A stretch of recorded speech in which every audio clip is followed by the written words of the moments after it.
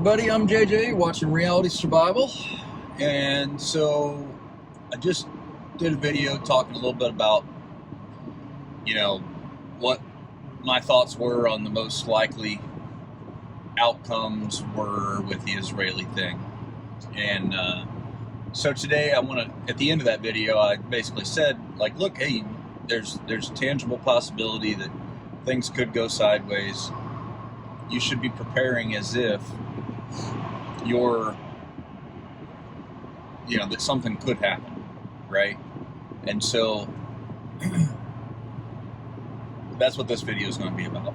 We're going to talk a little bit about, what are the things that you should be doing to get ready for that. If the conflict does become, if the United States becomes substantially involved, what's gonna go down, and how would that affect us here, and like what should we be doing to get ready? And the answer is the same. It's simple. It's a thing that we talk about on this channel all the time, and it's just the basics of preparedness, right? There's 9 or 10 categories of things that you need to have squared away to set you up for the highest chances of success, that you'll be okay. And probably the number one item, I think, here in the United States is going to be power generation on your own, having the ability to generate your own power. There's multiple different levels that comes in, whether it's little small solar recharger to recharge your iPhone, or all the way up to a home battery system, right? Which I'm an affiliate with Redoubt. They've got the Redoubt home battery system, which is awesome. Links are down below if you want to look at them. But the range spans the whole thing. You can get whole house generators, you can get portable generators, you can get smaller inverters, you can get solar generators, solar panels, larger ones for your house, and even smaller ones.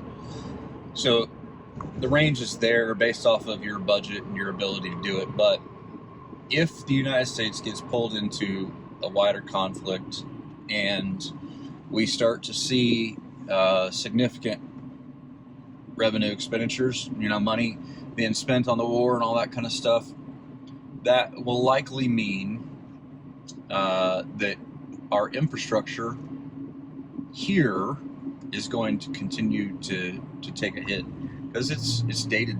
Our grid is dated, and it barely functions as it is. So we've got bad policy decisions already that are trying to bring more electric vehicles online, and the gas for those electric vehicles comes from the grid. And so that destabilizes the grid, and then you've got more bad policy decisions where you try to add wind and solar and everything. And I'm not against wind and solar in areas where it makes sense. If it's windy, put in windmills. If it's sunny all the time, then put in some solar panels, whatever. That's fine, but we got to do it in a staged way, and we got to make sure that there has to be a proportional amount of batteries, wide scale, big batteries, to be able to balance out the grid when those renewables fall short, when there's clouds in the sky, and when the wind doesn't blow, and all that kind of thing. You got to have that battery technology in there to stabilize the grid, and we just don't have it yet. So we're working on it, but it's still 10 years out probably.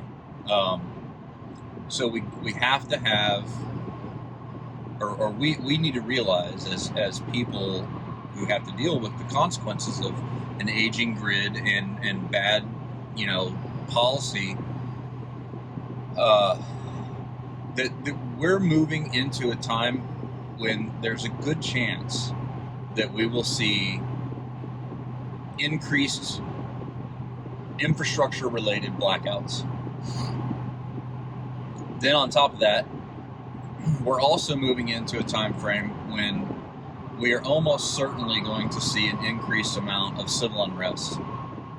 And the numbers of attacks on the power grid are already through the roof. I'm talking about physical attacks, trying to take out substations and all that kind of stuff. That is likely to increase as well, significantly. And so the chances that you're going to be affected by a power outage are going up.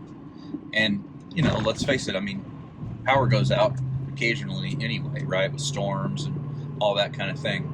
So I think the first thing that you need to do is you need to look at your power situation, and you need to see, and you need to figure out for yourself, what am I going to do? Like, what am I going to do if I don't have power for 2 weeks? And I think that's a realistic time frame. Most likely they'll be shorter than that, but you're a prepper, right? You want to be prepared for the worst case scenario. And I'm not talking about EMPs and everything right now, but I mean, those are also potentials, but not highly probable, but it doesn't hurt to get prepared for those as well. EMP Shield, discount down below. But on a baseline level, you got to have your ability to produce your own power for a couple of weeks, at least. Now, maybe that means some solar panels and solar generator, you know, and that's enough to keep your freezer running, refrigerator running, you know, or something along those lines. Like, it doesn't have to be all out. It's just a couple of weeks. It's no big deal. But whatever that looks like for your situation, then you need to think about that. Okay, so that's one. Probably the next highest level of the things in preparedness that you need to be concerned with is civil unrest. Here in the United States, the left has come up with this strategy of, you know, dividing the nation into a bunch of different small groups, you know, identity politics, and pitting those groups against each other groups, and hating America because we're such bad oppressors and all those kinds of things. Well, the consequences of that is that those groups have little to no loyalty to the United States, and so anytime that, you know, things are going to come out that they can be manipulated to turn against, then they will.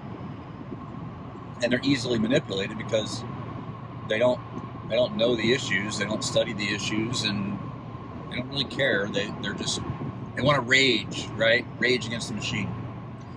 And so civil unrest is very likely to get worse in the States, in America, where you can feel it. We're not talking about foreign wars. We're not talking about, you know, foreign policy. We're not talking about stuff that isn't going to affect you. It could affect you.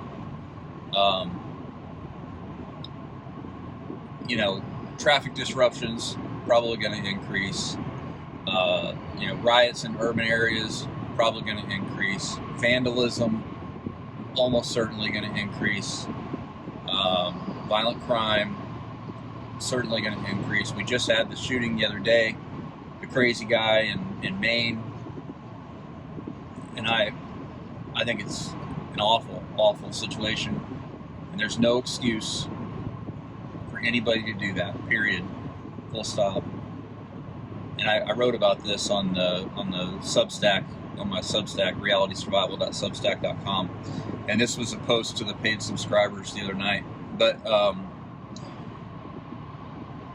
the thing that irritates me the most about that shooting is that he was allowed to continue to go on for so long because there wasn't a prepared citizen somewhere in the area who was ready to stop him and to stand up against him and fill that gap.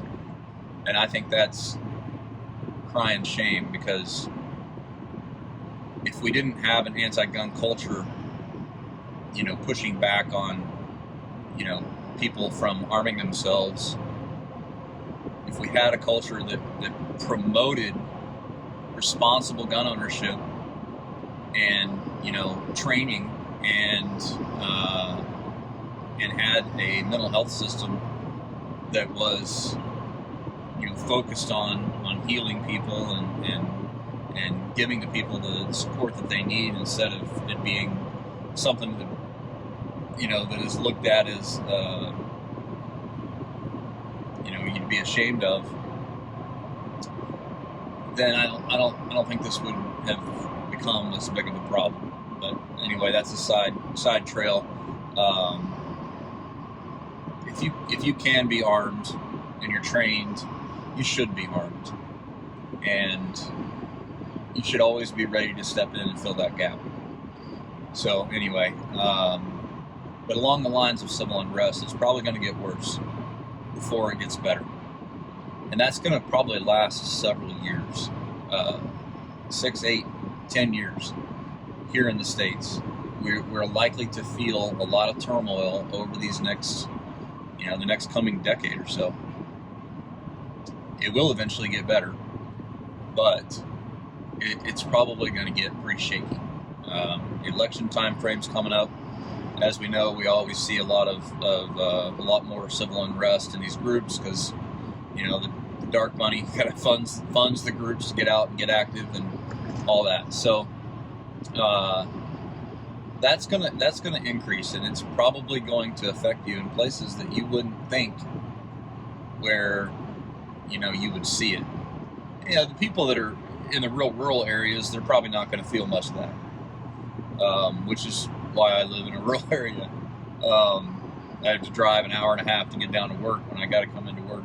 But on my route to and from, I might still feel it. Could be a problem, So with civil unrest, what do you do? How do you manage that? Well, one, make sure you're armed. Make sure you're trained. Make sure you know how to use your firearm. Make sure you know your state's laws. Make sure you're insured. There's an affiliate link down in the description below for Right to Bear. Be ready to do that, right? And there's steps that you have to take to be ready. It's not just getting a gun. There's a lot more to it. You really need to be adequately trained, and you need to practice, and you need to know what your laws are, and there's a lot that goes into that. And you should take it seriously. And one of the things I mentioned in that article is for those that are armed, there are some people out there who might carry everywhere they go. But that's not the majority of people. The majority of people, they make an assessment on whether or not they're going to carry or not carry. And one of the things that I do, one of the rules of thumb that I have is, if I ever question myself in my mind whether or not I need the firearm, the answer is I have to carry the firearm. So if in my mind I ever go, probably won't need that, because I don't carry all the time. I carry probably 85 to 90% of the time. But if I'm just going to run down to the country hardware store, that's a few miles from my house, something like that, I don't always carry. But we're getting to the point where you pretty much need to carry, wherever you go, all the time. Like, it's going to be worse, and you just never know where things are going to pop up. If I'm going out to eat or dinner or anywhere in a social area, or any kind of thing like that, then I'm always armed. But there's little things, you run a Tractor Supply, or you run whatever, whatever the case may be. So be ready for civil unrest. Now that could also mean knowing different routes. You check your route before you leave. You see that traffic's flowing. I mean, everybody has iPhones now and stuff. You can see what the traffic looks like. If the traffic's backed up, take another route, go alternate ways around. Do what you can to minimize your time on target in really heavy urban areas. Stay out of the cities if you can, you know. And if you can't, then try to minimize that as much as possible. If you live in a city, like, I'm not talking about suburbs, because suburbs is kind of, it just depends on how urban and how rural you are in suburbs, and you know, it's hard to, that's that in-between zone. But if you live in the urban areas, man, you really ought to think about moving. And I know that interest rates are expensive right now for houses, but the prices are also still really high. That might not continue. So you really should think about moving. I understand it's going to be expensive to get into something, and that you may have to downsize to be able to afford the interest rate, but I'm telling you, you don't want to live in the cities over the next decade, because with the commercial real estate crash that's coming, and that's definitely coming, and all the civil unrest and everything, violent crime is spiking. You're gonna feel that. If you don't have any choice, you have to stay there. You might consider getting some body armor. And I just picked up a new affiliate, National Body Armor, and they're a pretty cool company. Their body armor's made here in America. It is NIJ certified. I checked the certification list from NIJ, and it is. And they seem like good dudes. But they make a shirt. It's like a T-shirt, and it has a panel insert in the front and the back, and you can get that for, I think it's like $400. Don't quote me. You can check the link in the description below. Like I said, I'm a new affiliate with them because, and I think there's a reality survival discount code, so use that to save some cash.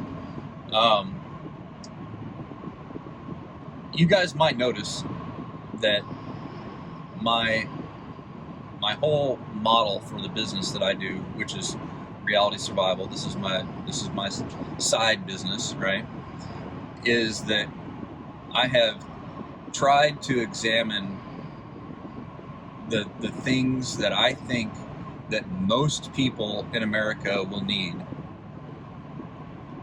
And I have structured my affiliate relationships around that concept, around those things.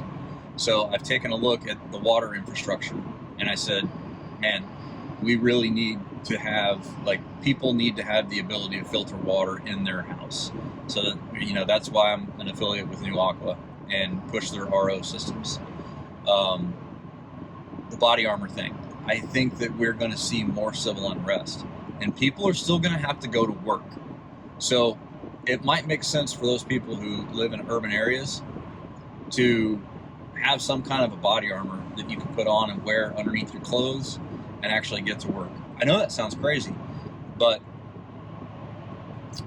if you live in a bad area, and you know, and if you have to go through touchy situations and stuff into areas that, you know, are considered like enemy territory, yeah, I say that sort of half, you know, kind of jokingly, but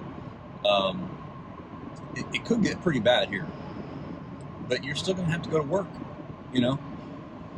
These shirts are kind of cool too, though. You could even take them and you can put them in your closet, and if you have to, you can hear a bump in the night, you throw that shirt on real quick, boom, you've got panels covering your main vitals. You go down, you examine, see what's going on. That just increased your possibility of survival in an armed conflict tremendously, right? And it doesn't take anything. And it doesn't mean that you have to have a level 4 carrier with all your accoutrement, you know, and all your Gucci gear in your closet, looking like a paranoid freak, you know, or whatever. It's easy, and the vast majority of situations of people coming into your house, if they're armed, they're probably going to have a pistol, right? So now, National Body Armor does have other types of armor and you know, the tactical stuff and all that kind of stuff too. But I think for the normal people, the regular, everyday, average citizen, you know, at least having some soft armor is key. It's really going to be important over the coming years for some people, and for anybody, it's just a good idea to have a set of that you can just throw on real quick and protect yourself, you know. Or if you've already got level 4 plates, but you don't have anything for your wife or your kids, get them something. Get them a small set, you know, that they can throw on, or I guess, or a big set if you have a larger wife, whatever. But you know, thinking about protecting your family, I think is important. Let's see. So I think it's important. We'll move on to the next phase, the next step. Video's getting pretty long here. I think water is more important than food. Now, I put water third on the list because I don't think everybody's going to have experienced issues with water, but the water infrastructure in the United States is really, really bad. And it's just like the power grid. It's old, it's crumbling, it needs updated, and we've got these PFAS chemicals that are in almost half of the public water supplies around the United States, and almost half of the private wells. So water is important, and if you had to shelter in your basement, you know, because of, God forbid, a nuclear war or something like that, I just think it's important to be able to have an organic capability to filter water on your own. That's why I like the new Aqua systems. So the ability to filter water. Maybe that looks like a Berkey for you. There's been some controversy on whether or not Berkeys filter water right, and I think that includes, I think, the Alexa Pure Pro and all that kind of stuff. I think they're fine. The test results seem to indicate that they're fine, but there's some people who disputed that recently.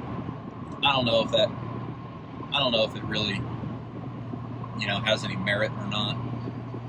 And then you've got, you know, your smaller type water filters like the Grail, different things like that, you know, whatever.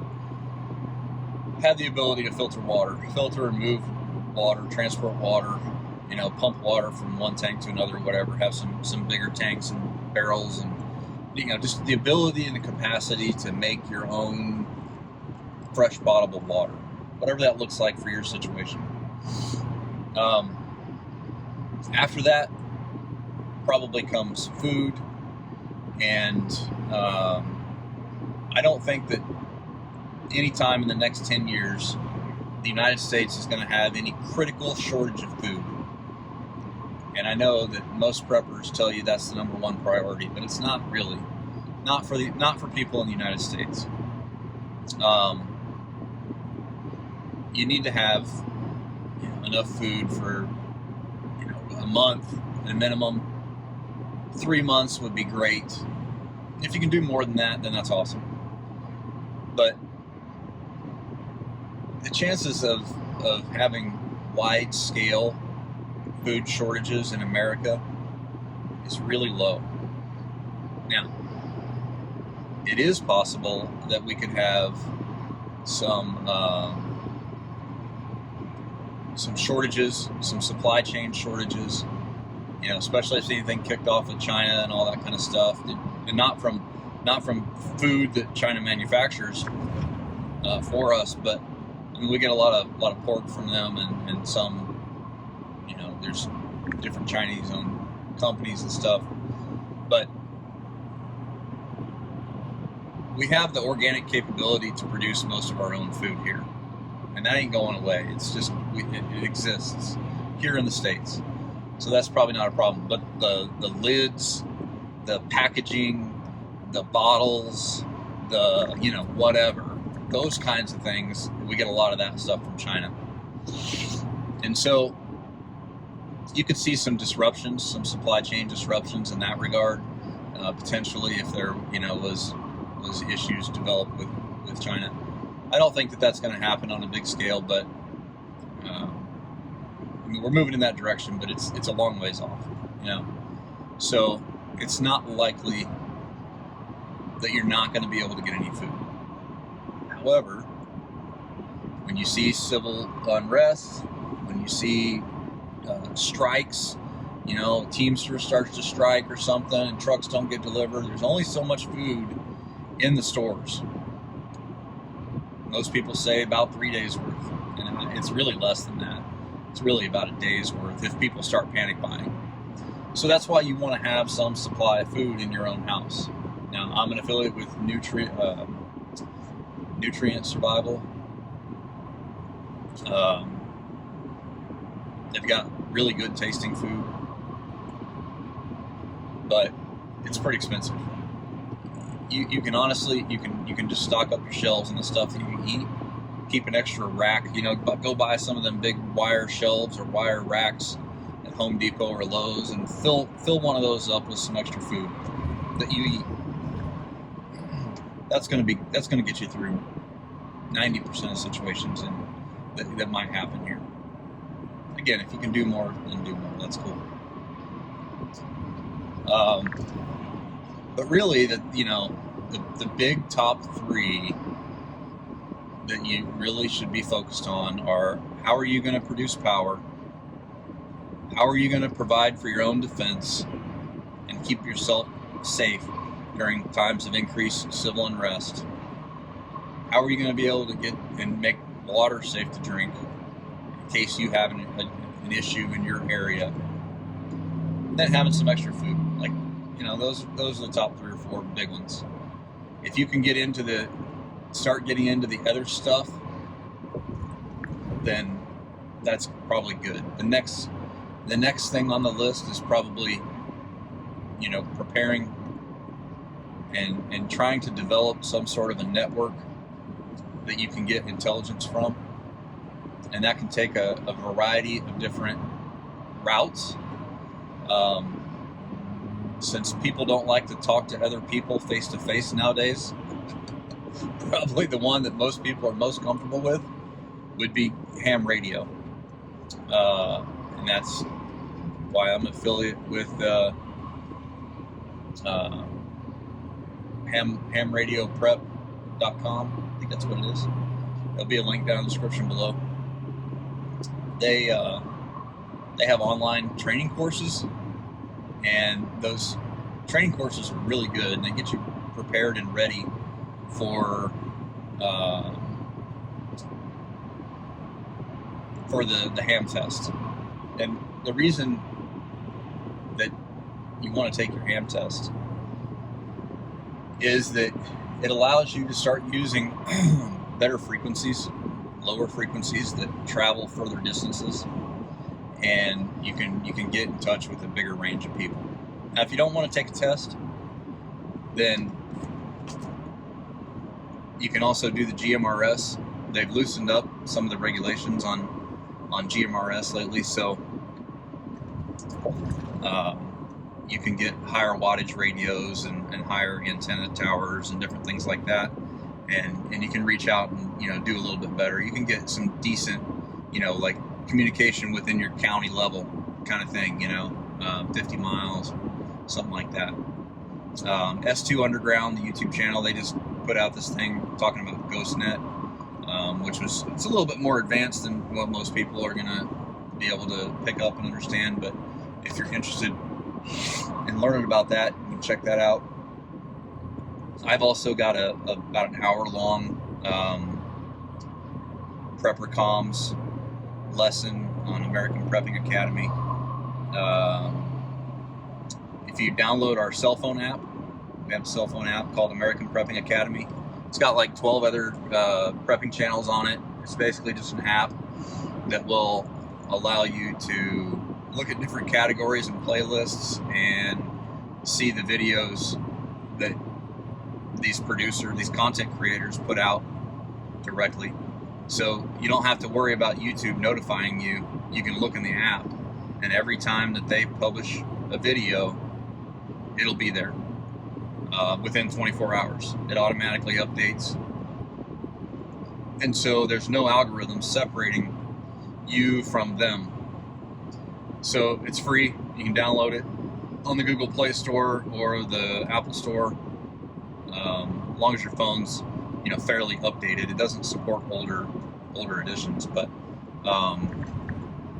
that's a pretty cool app. And in there, the American Prepping Academy videos, you go to there's a Communications 101, and in that one I talk about all the basics of radio, the basics of like basic prepper comms and frequencies, different things like that, when to check in and all that kind of stuff in a time of emergency. But anyhow, we're about like 30 minutes now, so I think, you know, those are the primary big ones. There's more we could talk about, and I also have in that same playlist, I have a disaster preparedness 101, and it goes over like all the categories and goes into in depth, but those are the big ones. So as far as what to do to get prepared, I really think that that's probably the order of things that you should look at, that you should kind of try to figure out, okay, what am I doing to get ready in these different areas, you know?